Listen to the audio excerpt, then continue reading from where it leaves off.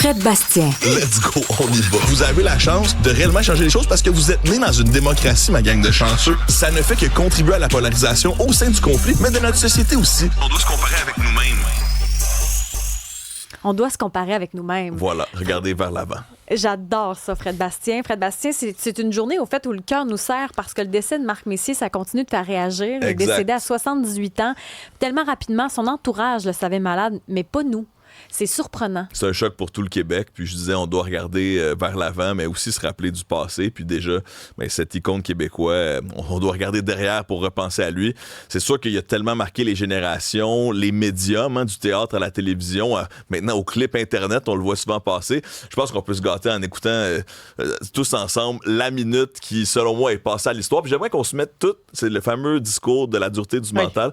J'aimerais qu'on s'imagine que, dans le fond, Marc Messier s'adresse aux Québécois quand il parle de la dureté du mental. Quel chef-d'œuvre, quel discours, quel comédien, bien sûr, mais la force de cet homme, c'est de faire du drôle, mais du drôle profond, du drôle qui nous réveille en tant que nation à certains égards. Puis ça sort de son contexte. Tu sais, les boys, tout le monde a la référence, puis on l'a repris de 15 000 façons, mais la dureté du mental, on l'utilise dans nos jobs, dans nos vies. C'est même plus... On pense même plus aux boys quand on dit ça. Mais en mode analytique, on peut dire que c'est un mème, c'est-à-dire que ça a dépassé, ça se partage, ça s'est sorti du film, comme tu mentionnes, c'est sorti de l'Internet aussi, c'est un mème qu'on utilise dans la culture populaire carrément.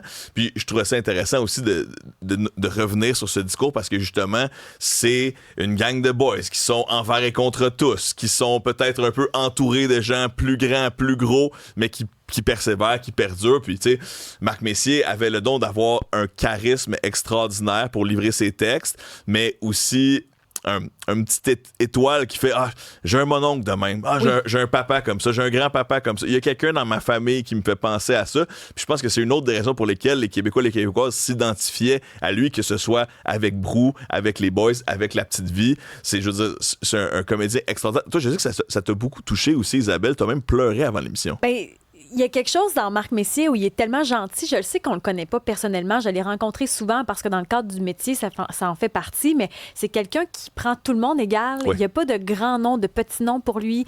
Il a ses yeux bleus qui s'accrochent d'un tien, puis chou, il capture. Là, il y a quelque chose dans la grandeur de l'homme qui était tellement humble. C'est comme son aura qui rayonne. C'est pas lui qui va être grand, il est de même. Voilà, une bienveillance qui s'installe avec cette carrure qui faisait tellement du bien. Tu parlais de sa générosité. J'ai vu quelques témoignages passer sur Internet. Je pense entre autres à Jean-Michel Dufault qui a pris le temps de s'adresser aux internautes en disant hey, j'ai mon histoire de Marc Messier, puis on en a vu plusieurs un peu sortir comme ça.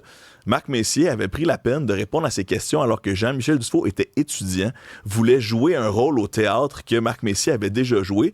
Et Jean-Michel Dufault, en tant qu'étudiant au secondaire, avait appelé Marc Messier chez lui, avait trouvé son numéro, et Marc avait pris le temps de prendre plusieurs minutes au téléphone, de lui raconter comment approcher le personnage. Puis tu sais, imaginez cet homme qui avait pour passion le théâtre, qui était déjà connu à l'époque, qui prend le temps de répondre à, même pas un jeune comédien, un élève du secondaire.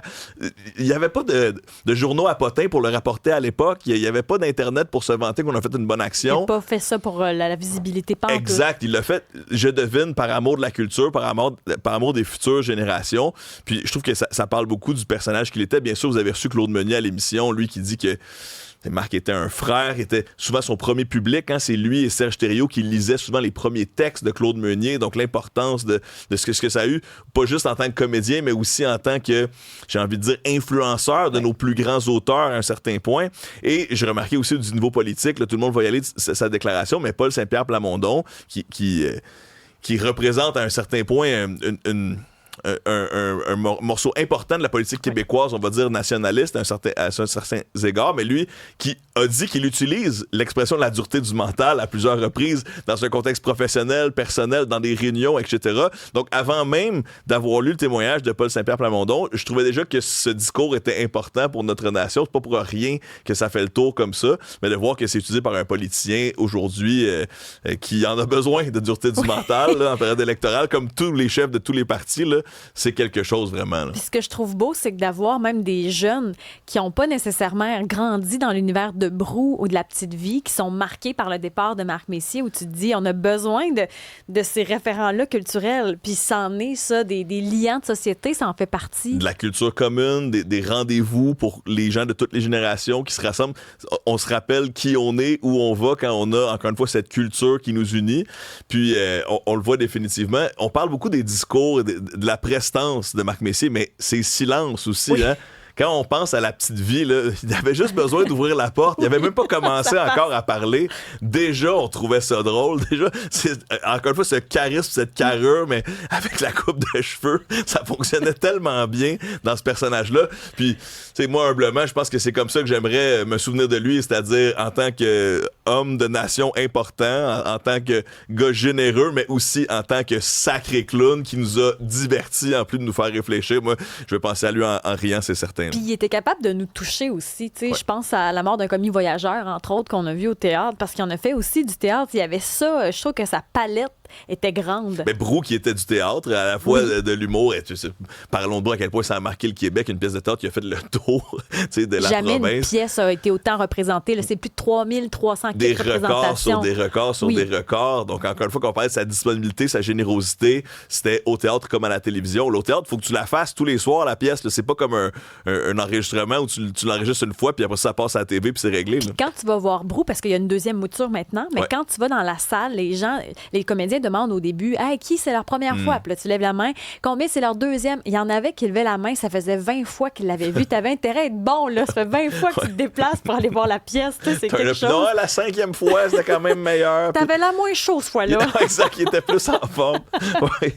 D'ailleurs, oui, peut-être qu'on prendra une bière à la santé de Marc Messier, hein, qu'on fera comme certaines traditions ailleurs dans le monde, on met une petite gorgée sur le sol. Là. C'était Marc du hip-hop, Messier. ça. C'est pour one for the homie. J'ai déposé une petite goutte de bière pour Marc Messier en pensant à lui. Je me souviens, comme on dit, Isabelle. C'est ce qui nous rend fiers d'être Québécois, finalement. Voilà. Merci, Fred Bastien. À demain.